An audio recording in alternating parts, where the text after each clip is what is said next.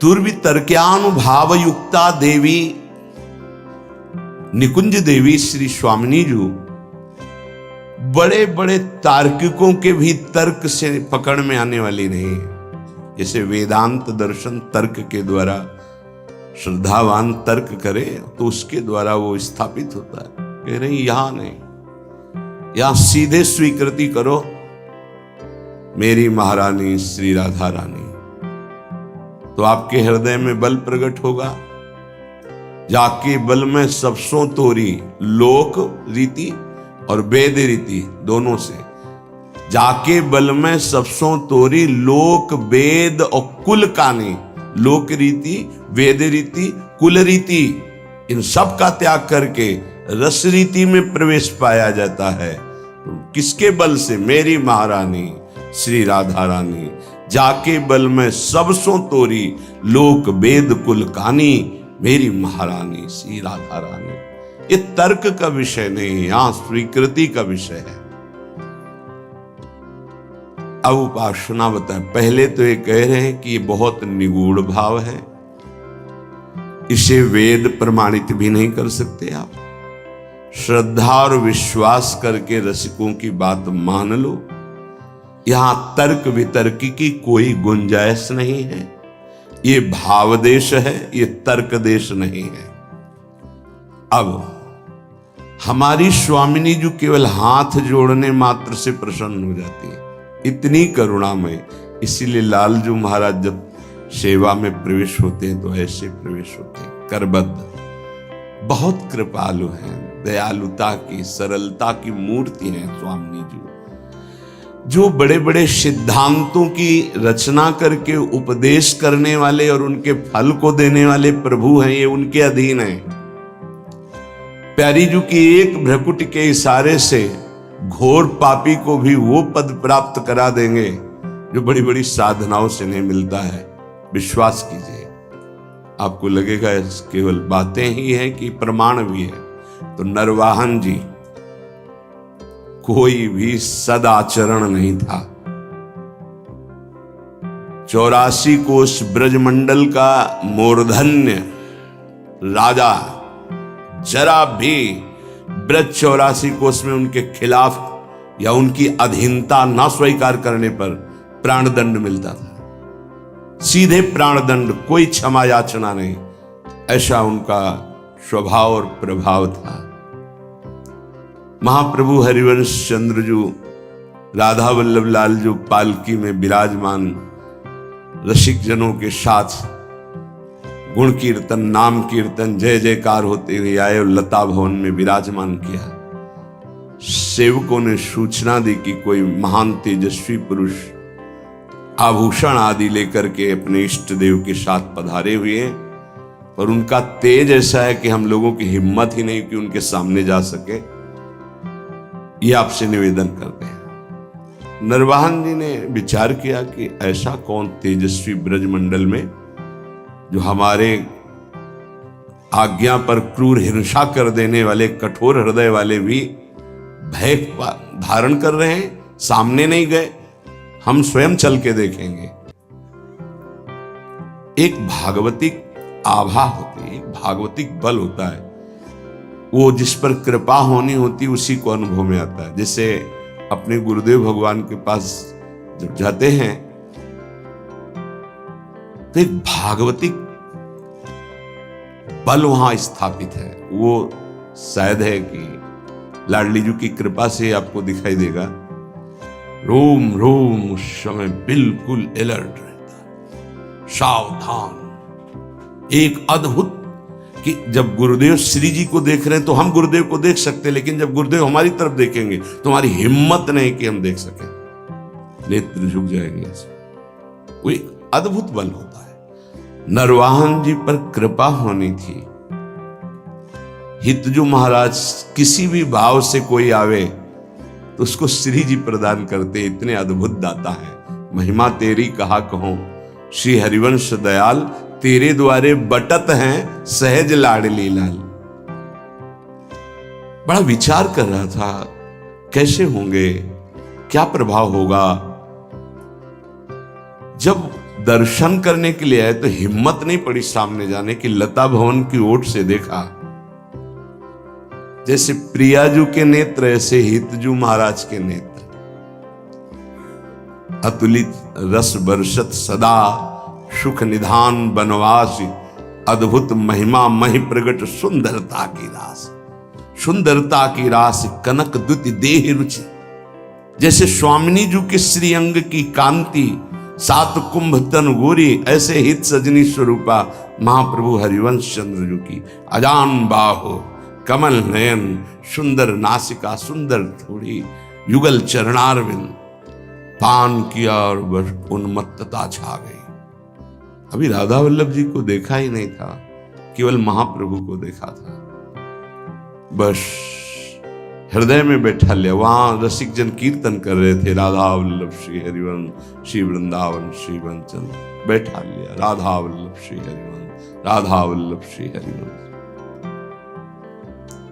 ये नाम जपते ही कुछ दिनों में ऐसा लगने लगा कि मैं बहुत अधम हूं, अब नहीं करूंगा, अपने हाथ से किसी की हिंसा नहीं करूंगा, कभी चोरी नहीं करूंगा, कभी किसी से कर नहीं लूंगा, ऐसा।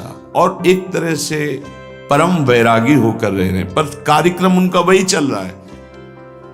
उनके अनुगामी जनों ने जैनी व्यापारी की बड़ी नौका को रोका और कहा यहां से निकलने वाले को कर देना पड़ता है। उसके साथ कई 100 सैनिक बलवान थे, तो सैनिकों के बल के कारण उसने कर देना अस्वीकार कर दिया। युद्ध हुआ, समस्त सैनिक मारे गए, जैनी को बंदी बना लिया, पूरी संपत्ति नाव की हड़प ली। छोटी मोटी नाव नहीं जिसमें 8-9 सैनिक सुरक्षा में हो तो कितना ऐश्वर्य होगा। पहले नावों से ही व्यापार होता था।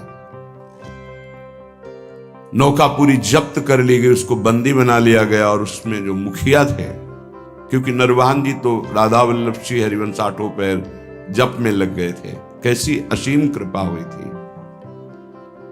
पहले दर्शन में ही लुट गए थे, अब वो कैसे लूटेंगे।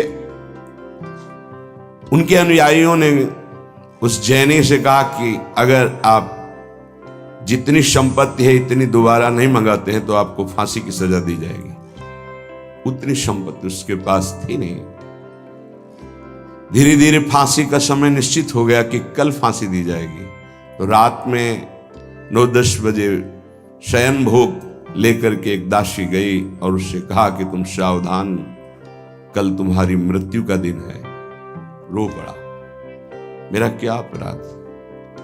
बोला यहां अपराध नहीं गिने जाते, यहां कोई निर्णय नहीं होता, मारे जाओगे कल तुम। उसका कोई उपाय बचने का? बोले एक उपाय है, रात्रि के 12 बजे राधा वल्लभ श्री हरिवंश, राधा वल्लभ श्री हरिवंश जोर से उच्चारण करना, मुझे पूरा विश्वास है ये नाम तुम्हें बचा लेगा। अरे तो मरने वाले को जैसे संजीवनी बूटी मिल जाए। थोड़ी ही देर के बाद उच्च स्वर से शुरू किया, राधा वल्लभ श्री हरिवंश, राधा वल्लभ श्री हरिवंश। वो आवाज नरवाहन जी जहां एकांत में जप कर रहे थे वहां पर, अरे ये तो अपराध बन गया, मेरे गुरु जी का कोई शिष्य बंदी बना लिया गया। तत्काल गए, खुलवाई जेल, अंदर गए, हाथ जोड़ा, प्रणाम किया और कहा मुझे क्षमा करना, मुझे पता नहीं था आप हमारे गुरु भाई हैं। अपने सैनिकों को बुलाया और कहा तत्काल पूरी संपत्ति दी जाए और अधिक संपत्ति इनको दी जाए। उनसे हाथ जोड़ के कहा कभी गुरु जी के सामने ये चर्चा मत चलाना कि आपको इस तरह से प्रताड़ित किया गया। आज से बिल्कुल आदेश लागू हो जाएगा, कुछ किसी के साथ ऐसा नहीं होगा, नहीं तो बहुत बड़ी गलती हो जाती। जहां उसको फांसी की सजा मिलनी थी वहां नवीन वस्त्र धारण कराकर सारी संपत्ति सब। उसके मन में आया एक बार तो उनसे मिलूं, जिनके नाम के बल से मुझे सम्मान मिला जहां मृत्यु मिलने वाली थी, और व्यापार में जो लाभ मिलता उससे अधिक धन मिल गया।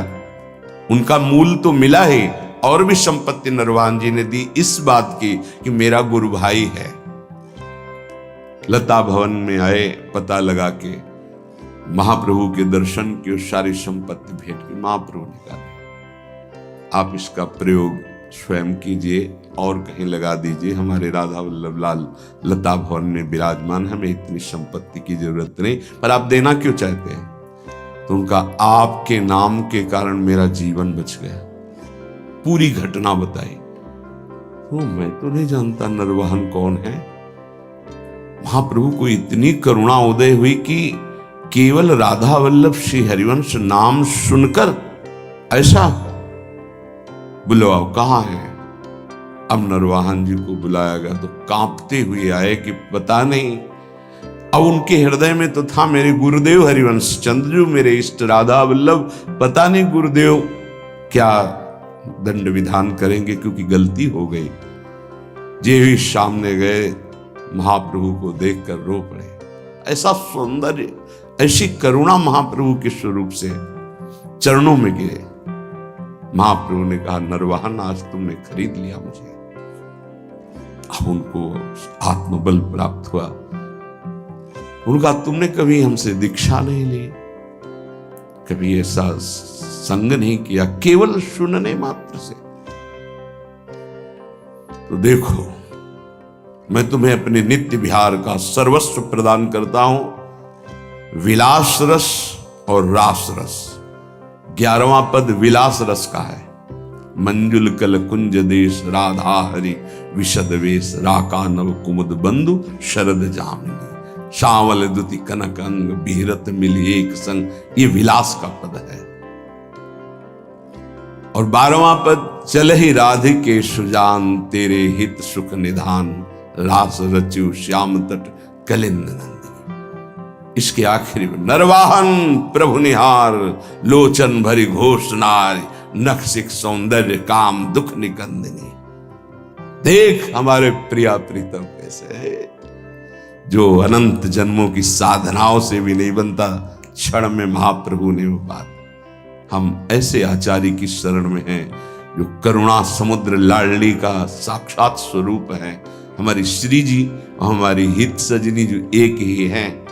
आप देखो सिद्धांत विचार में ध्रुवदास जी कहते हैं, तहां श्रीजू के श्री मुख की बानी, श्रीजू के श्री मुख की बानी, हितजू को संबोधन करते तहां श्री जी के श्री मुख की बानी। ये गूढ़ विषय है। आचार्य कृपा करें, रसिक जन कृपा करें तो घोर पापाचारी को भी नित्य विहार रस प्रदान कर दें। हमारी स्वामिनी जो बड़ी कृपालु है, हाथ जोड़कर नमस्कार करने मात्र से ही प्रसन्न हो जाने वाली प्रिया जो है। क्या करो? बोले निकुंज देवी की सेवा विराजमान करो। निकुंज देवी प्रियाजू की सेवा। प्रियाजू ये नाम सेवा, राधा नाम सेवा, राधा वल्लभ रूप सेवा, ये प्रियाजू ही है। राधा ही जहां की वल्लभ है, यह है प्रेम उपासना। यहां की वल्लभ कौन है, प्रीतम कौन है? मेरे प्राणनाथ श्री श्यामा, शपथ करो तृण छिए, रहो को काहू मन हिए। हमारी प्रियाजू को श्याम वर्ण बहुत पसंद है, प्रीतम के श्रीअंग कांति के कारण। तो श्रीपाद कह रहे हैं, यदि श्याम वर्ण का पुष्प और श्याम वर्ण की गंध का आलेप कस्तूरी प्रियजू को बहुत प्रिय है। श्याम वर्ण श्यामा मयूरवैर परिचर परिकम्य भूयो नमत्वम, कृत्वांजल्यानति सुविनयम दिव्य गंध प्रसूनई। सुंदर पुष्प श्याम वर्ण का हो, श्याम कमल या और भी श्यामता लिए हुए बहुत प्रिय है प्रियाजू को। कस्तूरी आदि का लेपन और सुगंधित द्रव्य आदि अर्पित करके, हाथ जोड़ करके, हृदय से अपनापन करके, परिकम में 4 परिक्रमा करके, भूयो नमत्वम, भूमि में मस्तक रख करके नमस्कार कर दो तो स्वामिनी जो अपना सर्वस्व प्रेम प्रदान कर देती है। बहुत करुणा में ऐसा कुछ नहीं लिखा जो सब कोई न कर सके। गृह में अपने स्वामिनी जी की सेवा विराजमान करो। राधा नाम, राधा वल्लभ रूप, गुरुदेव, आचार्य, ये सब स्वामिनी जी ही है। आचार्य भी स्वामिनी जी हैं, गुरुदेव भी स्वामिनी जी हैं। जैसे हितजू महाराज को सेवक जी कह रहे हैं मम स्वामिनी धनी, मेरी स्वामिनी, ऐसे ही आचार्य ही गुरुदेव हैं, तो गुरुदेव मम स्वामिनी, गुरुदेव मम स्वामिनी, आचार्य मम स्वामिनी, इष्ट मम स्वामिनी, कोई अंतर नहीं।